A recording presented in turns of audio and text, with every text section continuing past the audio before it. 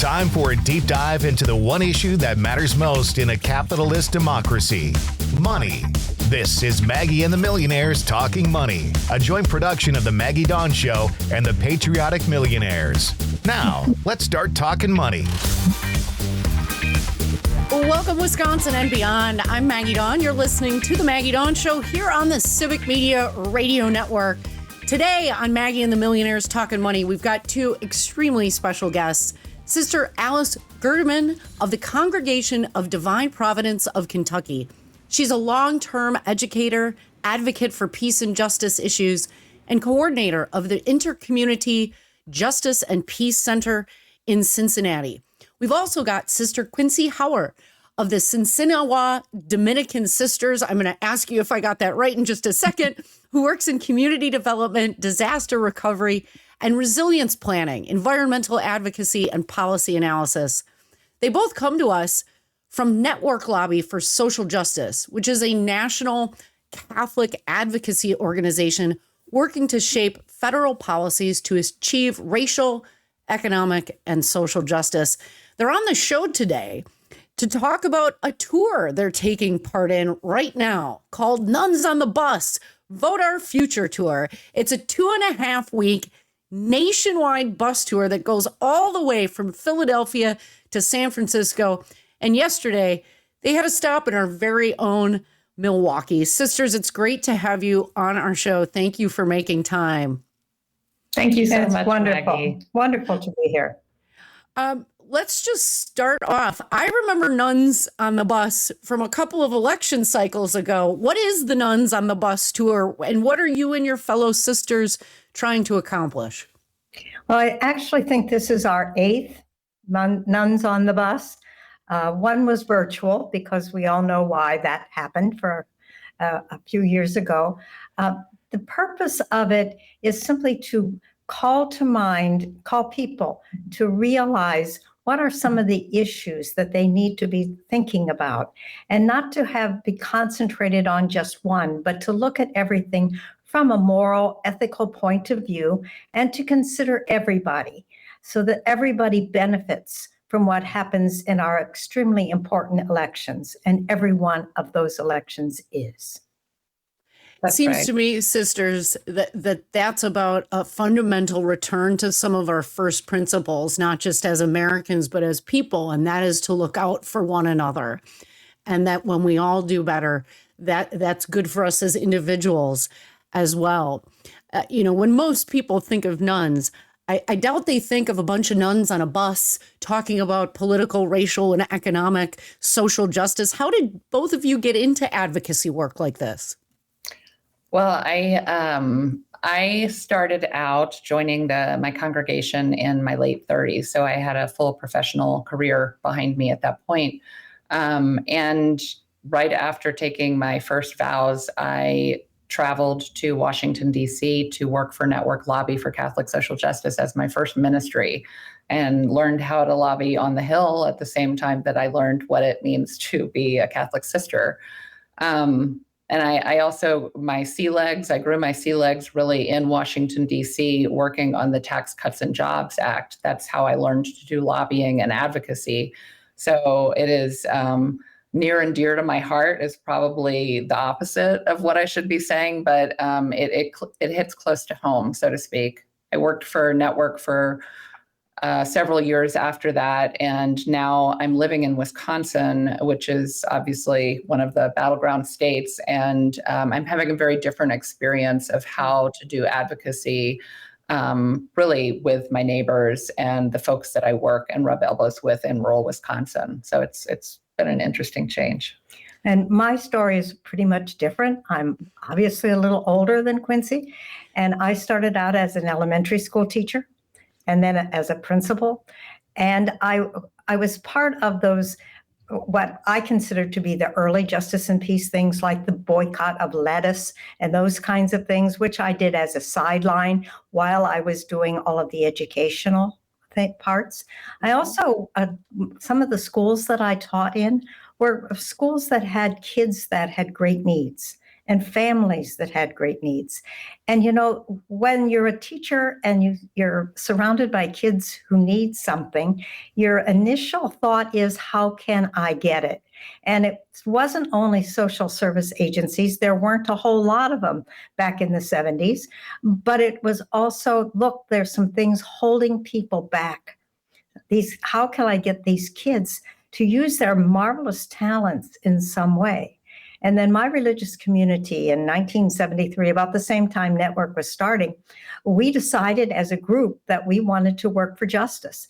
And then we came to the realization we had no clue how that was going to work.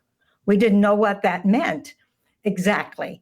And I was sent out to find out and to help bring the other sisters on board in whatever way that we could possibly do it out of our own experience and our own convictions, so that the world became a better place. I would just say, I think it was a shift with women religious around that time that Alice is talking about, where they realized charity service, direct service in the community can only go so far, and that there are systemic issues that are resulting in the needs that we see. So Network Lobby was really the sisters' effort to focus on the federal level policies that could make a difference in the need that we were seeing on the ground. And I was sent to a summer institute with Network in Washington, D.C. to get those basic skills of lobbying and to understand a little bit about the federal programs and the access points that we could do back in Kentucky. I did not realize that. I just became an extra fangirl of Sister Alice.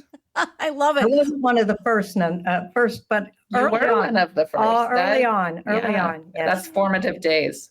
Folks, those are Sisters Alice Gerdeman and Sister Quincy Howard. They're both part of the Network Lobby for Social Justice. Now, Nuns on the bus going coast to coast to fight for economic, racial, and social justice.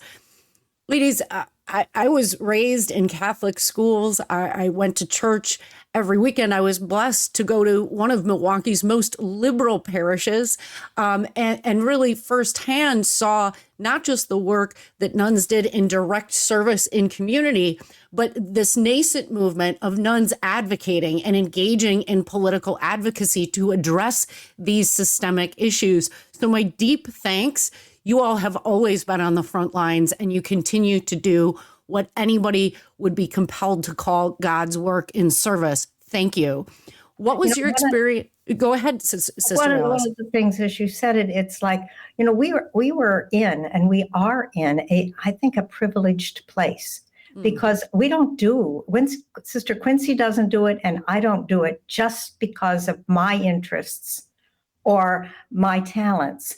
We have a corporate body behind us of women who've had all kinds of experiences, and we share those experiences and we cherish those experiences. And so we can bring a voice that has a whole lot of experience of all kinds of problems and good things to the forefront. That's and right. to let, I just remember in the early years when I was working, when I was in a senator's office, and I was, he wasn't going to pay attention to me. I was going to talk to one of his aides, but he came in and he sat down and he said, I always like to read the letters I get. I've always been struck by those who enter service, whether it's service through a religious vocation or public service, who truly do it because they are centering the needs of others, not doing it for personal aggrandizement or the personal acquisition of power and influence. You both are certainly exemplars of what is truly service to others. What was your experience yesterday in Milwaukee like, ladies? Well, I was in Milwaukee and we were at Mount Mary University. Yes. And I must say it was beautiful and it was welcoming. All the way from a young woman who was there, who was a sophomore, who said, "You're going to like it here because, this is a caring community. We're well knit, welcome." And some former nuns on the bus who came up and said, "Your life is going to be changed by the people here and the experience that you're having." And then we had, I would say, 200 people come to our forum that night, and people were engaged, very engaged and very enthusiastic, not only to collect new information, or maybe not totally new, but little nuances of the information that they had, but also to be in the presence of a group of people, all of whom want to make the world a better place, and all who have energy to do this, and all who are multi-issue voters. I think just about every one of them was, probably a few exceptions, but that whole feel of excitement and caring was just so evident. Sister Quincy, as Sister Alice was alluding to, Nuns on the Bus and the Network Lobby for Social Justice, you've got a whole range of issues that you're focused on. We, on this show, tend to focus on economic justice. So let's dive right in there. Do you think that the current structure of our economy reflects your faith or Christianity more broadly? No, I do not. I think that we have completely missed the mark in the United States. And I feel like capitalism is not an evil system inherently, but I do feel like it is unhinged at this point in our history, and it is making Americans commodities or consumers or burdens to society. There are labels that we're attaching to people that don't recognize their dignity, and it adds also. You make products from housing, you make products from what pay is for people. So there's this capitalist model that is really taking over what we see as human dignity and the soul of the American people.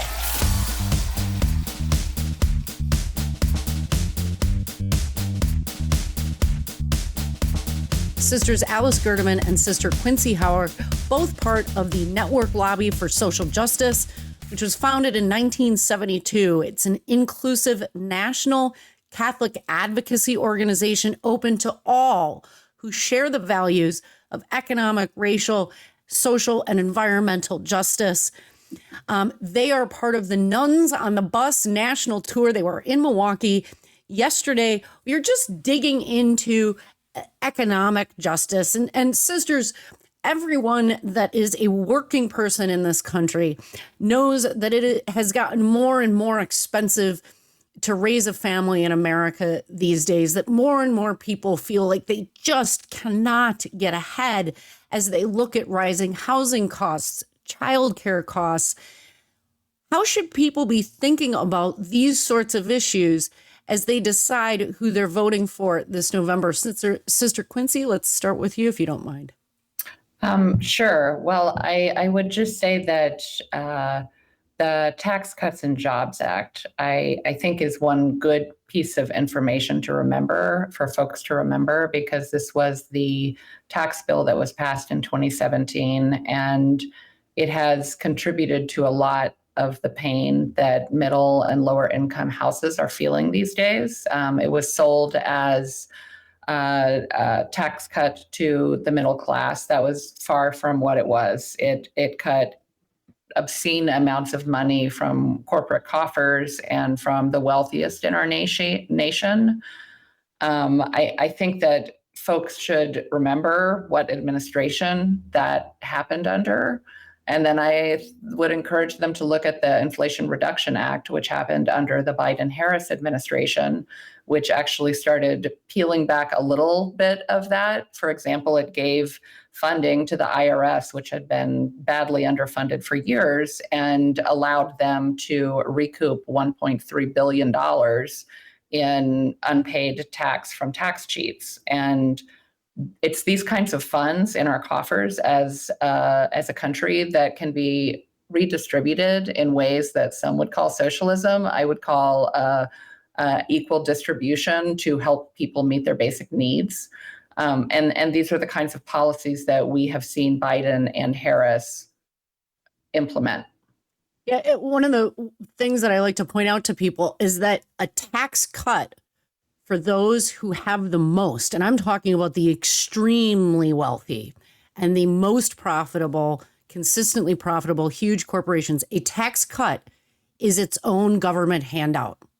And so if you attack government handouts, that you allege go to people in greatest need, then why would you ever support a government handout to those who need nothing, not a thing from our government or from our economy as a system, especially as the middle class is struggling? It just makes no sense from either an economic standpoint, a democracy standpoint, or frankly, a moral one. Sister Alice, on the other side of things, we've talked about these rising costs, but wages simply are not keeping up. What do we need to see from our lawmakers when it comes to protecting workers' rights and seeing real wage growth? Well, it seems to me we need to support unionization. We need to say to people, you do have a right to stand up for your vote, for your rights. You have a right and to demand a dignified working situation. According to Catholic social teaching, the wages that you have should be able to take care of the basic needs of a family. Now, that doesn't mean they each have to have a mansion or a 3-car garage, but the basic needs of a family for food and education and healthcare, all of that should be able to be provided through the work of the adults in the family. And when that doesn't happen, it chips away at the dignity of people and the kinds of work you do. I mean, there's no work that doesn't deserve to be remunerated in a fair way. We have a hierarchy of this is an important job and that's not an important job and all those things. Well, frankly, it's an important job if it has to get done. And therefore, you should be able to raise your family that way and hold your head up high. I couldn't agree with you more, sisters. I have often said to more conservative friends of mine, listen, we agree that people who work hard, that's a good thing. And so if we agree that if someone's willing to work 40 or 50 good, hard hours in a week, that they should be able to live on that. That is our social contract. And if we cannot fulfill that social contract, we need to enact changes to get back to that place. Sister Quincy, we've talked a lot about taxes. I talk about them almost every day on this show. And I'd love to get your take on how we should be taxing the rich. Is it right that billionaires oftentimes pay less than working people? Well, no, of course it is not. It is immoral.